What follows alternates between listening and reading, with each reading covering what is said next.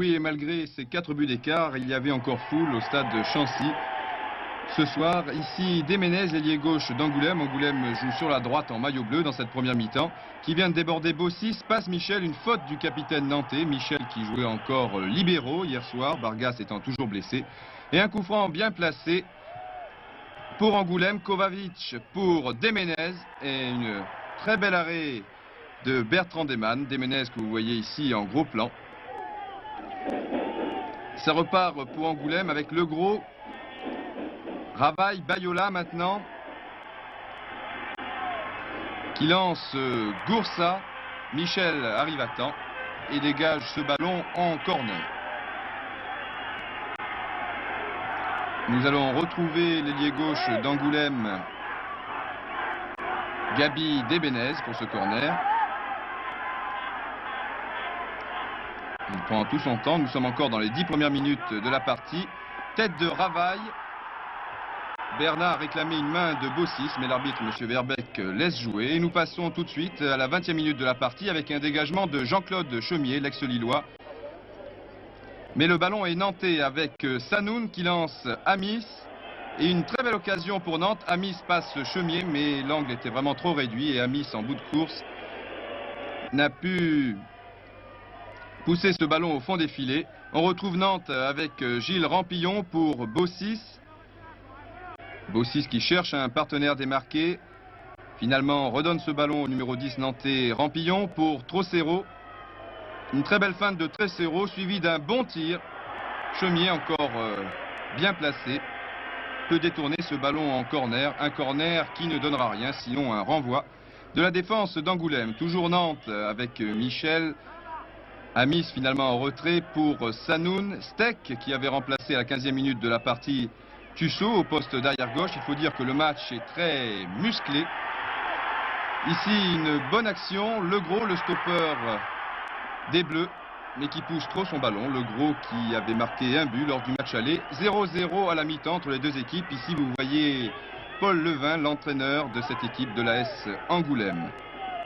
Et le capitaine à l'instant, Henri Dumas, une tête de Ravaille, Goursa et une faute de Rio sur l'avant-centre Alain Bernard. Un coup franc très bien placé pour Angoulême. Ils sont 3 pour le tirer. Il y a Ravaille, numéro 8, de dos vous avez vu Déménez, et Kovacic, le Yougoslave. Alors qui va tirer?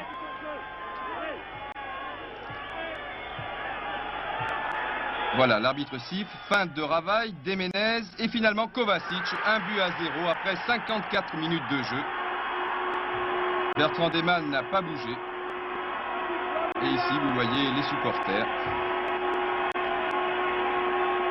que nous revoyons au ralenti, vraiment très bien tiré. 1-0 pour Angoulême, donc 3 buts d'écart maintenant pour se qualifier. Il faut que Angoulême marque 3 buts en 35 minutes. Kovacic lance Ravaille.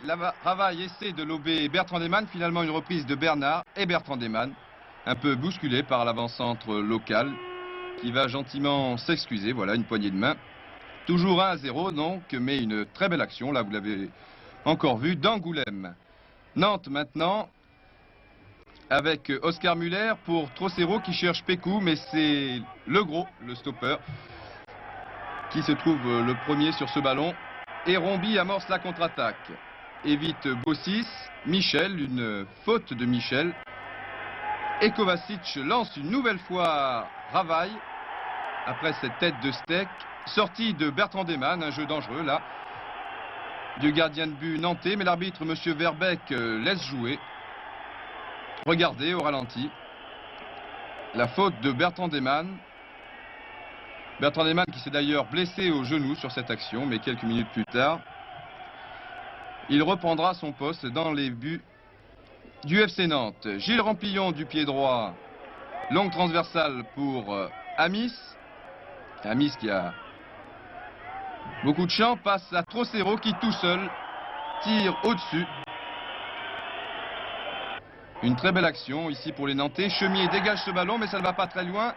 Rampillon qui alerte Trocero. Encore une belle action pour l'Argentin de Nantes qui tire une nouvelle fois à côté. Tout à l'heure, c'était au-dessus. Cette fois, c'est sur la gauche des buts de Jean-Claude Chaumier. Nous sommes dans le dernier quart d'heure. Goursat, Michel s'interpose finalement. Rio dégage ce ballon en corner. Les Nantais se savent bien sûr qualifiés. Plus de problème. Les Angoumoisins ne marqueront bien sûr pas 3 buts à cette excellente défense nantaise.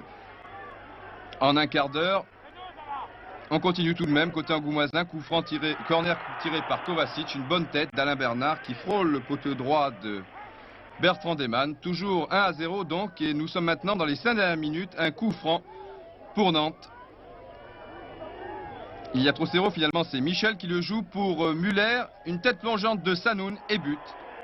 Un but partout. C'est l'égalisation. Regardez ce but au ralenti. Au départ, donc, Michel qui donne à Oscar Muller. Et là, regardez, au départ de l'action, il semble bien que Sanoun ne soit pas hors jeu. Encore qu'il soit très difficile de juger. Toujours est-il que peu après, les joueurs d'Angoulême s'en prennent au juge de touche. Vous voyez Jean-Claude Chemier, Ravaille, Le Gros, Bayola, ils sont tous là, mais l'arbitre, M. Verbeek, accorde ce but. Il siffle 3 minutes plus tard la fin du match. Et bien entendu, encore des bousculades et des coups de poing échangés de part et d'autre. Ça devient une habitude sur les terrains de football. Et pour une fois, ce n'était pas la fête au stade de Chancy. Score final donc, un but partout entre les deux équipes. Et pour la 4e fois de son histoire, Nantes jouera le 16 juin prochain la finale de la Coupe de France au Parc des Princes.